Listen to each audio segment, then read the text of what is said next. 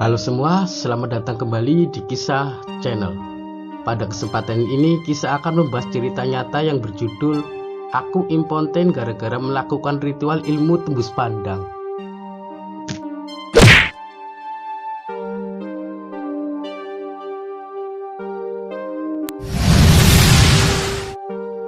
Pada mulanya, aku hanya coba-coba. Aku sering membayangkan betapa enaknya bisa tembus pandang, meskipun dalam jarak jauh dengan radius ratusan meter. Tentu saja bisa dibayangkan betapa nikmatnya bisa melihat tubuh wanita yang mulus di depan mata. Apalagi bila berdekatan dengan artis top ibu kota, bisa kelihatan luar dalamnya. Belum lagi orang-orang yang sedang mandi di kamar-kamar hotel. Tentu sebuah pemandangan yang benar-benar langka dan tidak bisa dibayangkan. Bisa dikata itu adalah sebuah perjalanan surgawi tersendiri yang tiada bandingnya. Dari banyaknya keinginan yang aneh-aneh itulah akhirnya aku berani menanyakan pada Mbak Warso. Sebab di kampungku hanya dialah yang dikenal memiliki ilmu langka tersebut. Meski usianya masih muda, namun orang-orang kampungku sudah memanggil dengan sebutan Mbah, sebab ilmunya dikenal sebagai ilmu tua. Selain itu, penampilannya juga seperti seorang mbah, memelihara jenggot dan kumis panjang, plus rambut panjang dikuncir ke belakang. Gaya ngomongnya pun tak ubahnya seperti seorang mbah, pelan dan sangat hati-hati. Karena dikenal memiliki ilmu terawangan, Mbah Warso semakin dijauhi wanita.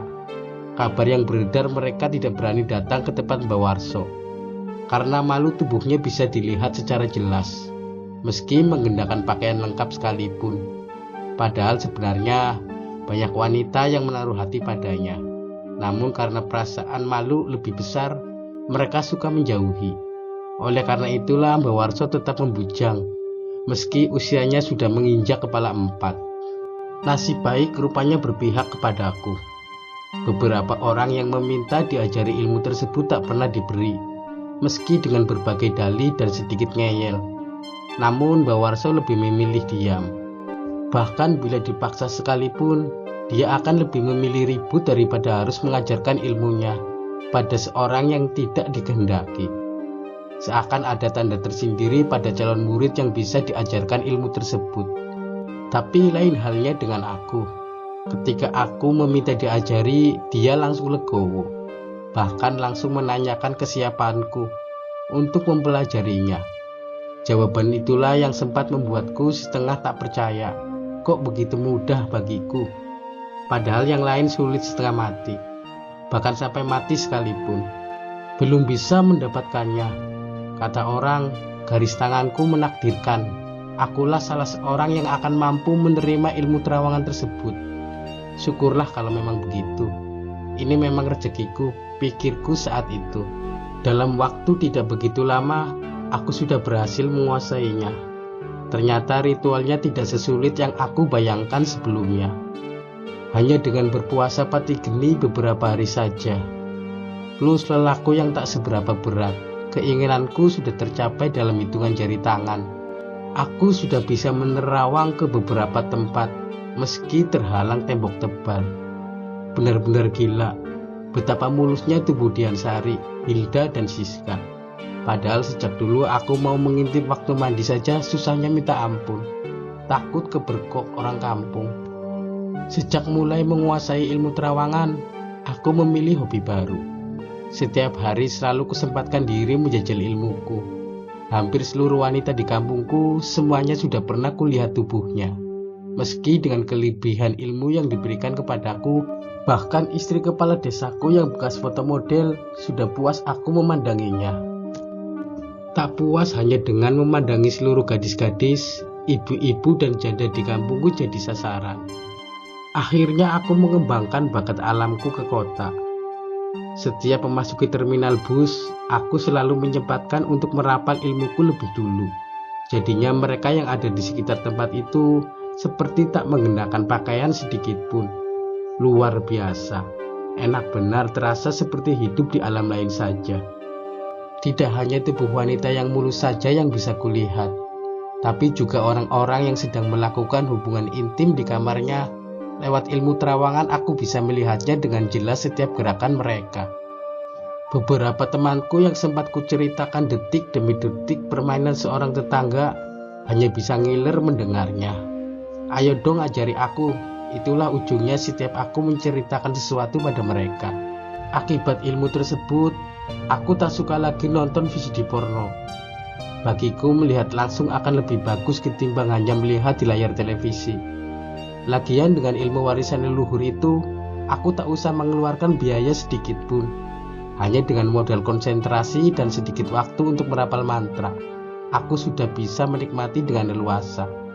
Aku benar-benar leluasa untuk bisa melihat apapun yang berada di balik pakaian seseorang, termasuk untuk mengukur besar kecil, kencang dan kendur milik seseorang.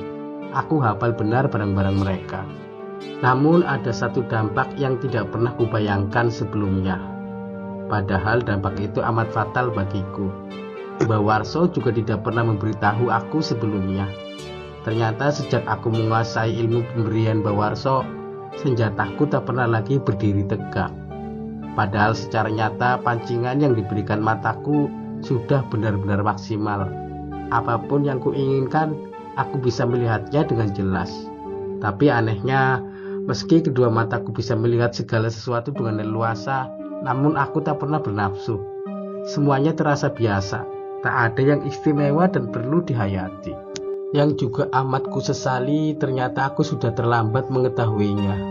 Ketika aku sudah puas dengan melihat segala macam wanita yang kuinginkan, dan aku mulai ingin menikah dan hidup normal. Saat itulah aku baru tahu, ternyata senjataku tak berfungsi lagi. Beberapa kali aku mencoba merepresi ke beberapa tukang obat kuat, namun belum juga membuahkan hasil yang maksimal. Bahkan saking gusarnya sempat aku datangi kios pengobatan di India, khusus lemah syahwat, namun belum juga berhasil. Padahal saat itu si pengobatnya wanita India yang benar-benar cantik plus bahenol, berpakaian minim lagi. Sebagai seorang lelaki normal, melihat saja tanpa menyentuh bisa membuat lelaki yang lemah syahwat langsung bergairah, jantan kembali. Tapi aku benar-benar lain. Disentuh beberapa kali pun tak juga bergerak. Aku mulai panik. Ku datangi Mbak Warso, lalu kusampaikan keluhanku kepadanya. Pikirku hanya dialah yang tahu penawarnya, karena dia juga yang memberikan ilmu itu padaku. Namun apa yang terjadi kemudian sungguh di luar dugaanku. Orang itu malah tertawa terbahak-bahak. Bukan cuma kamu yang merasakan hal itu, aku sendiri juga sangat menyesal, jawabnya dengan enteng. Saat itu darah mudaku langsung naik ke ubun-ubun. Tanpa terkendali ku pegang kerah bajunya lalu ku angkat. Dasar guru bajingan, bentakku, diiringi buku mentah yang langsung mendarat di bibirnya. Lelaki itu terjerembab ke tanah sambil meratap minta ampun. Tetapi secara diam-diam aku merasa kasihan juga kepadanya. Tak kuat dengan batinku yang semakin memberontak, ku tinggalkan Mbak Warso sendirian. Tak lupa aku memohon maaf atas kekasaranku, namun tetap dengan jawaban yang semula. Ia mengaku belum tahu penangkalnya. Ia sendiri sebenarnya juga kepingin bisa memiliki senjata normal, layaknya seorang lelaki biasa.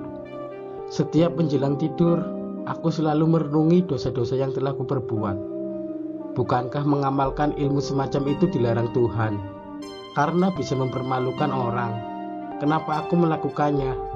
Bukan salah Mbak Warso kalau aku sekarang dihukum. Toh kesalahan sudah aku lakukan dalam beberapa lama. Beruntung aku masih diberi kesempatan untuk bertobat. Jika tidak, maka aku akan menyesali lebih lama lagi nantinya. Setelah merenung untuk beberapa lama, aku mulai menemukan jalan keluarnya. Aku semakin senang dengan puasa Senin Kamis, lalu membaca syahadat sebanyak 41 kali setiap usai sholat maghrib. Sementara mantra ilmu terawangan kusingkirkan jauh-jauh. Tak pernah lagi kuamalkan. Bahkan kulupakan sebisa mungkin. Beberapa pantangan malah sengaja kulanggar. Rupanya usahaku tak sia-sia. Beberapa kali aku merasakan aliran hangat merambat dari pusarku menuju alat vitalku. Saat itu pula aku merasa optimis untuk bisa hidup normal seperti dulu lagi. Namun semuanya tetap kuserahkan kepadamu. Tuhanku yang Maha Pengampun.